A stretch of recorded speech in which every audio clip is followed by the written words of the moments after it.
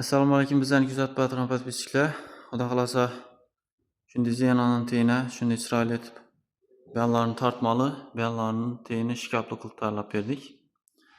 Ko'rishingiz mumkin, zazorlar ham bir xilda kelgan. Tekis tortmalar ham ishlashlari ham yengil vakuumli rolikdan qo'yilgan. Bellarni shikap etib tayyorlab berganmiz. Ichlari polkali, ichini 1 metr etib uzun etib tayyorlab berganmiz. Eshiklar vakuumli, 100% buqa plastik. Ko'rishingiz mumkin. Bellarni shuningdek shikap tayyorlab berganmiz. Ko'rishingiz mumkin.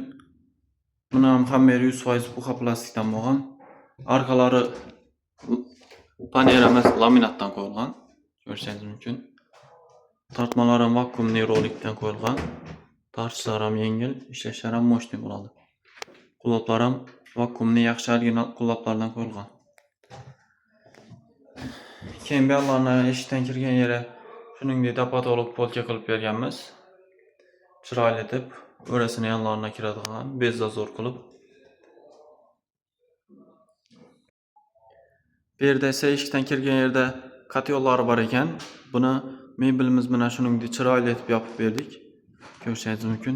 Egasi o'zi 3 tarafdan ochilishini xohladi. Shon tarafiga qo'yib berdik. Shunday ozgina zazor bor joyina polka qo'yib berganmiz. Teylarni ham shunday etib berganmiz. Bundan ham unumli foydalaninglar. Kimga shunday sifatli mebellar kerak bo'lsa, o'zlarimizga murojaat etaverasizlar.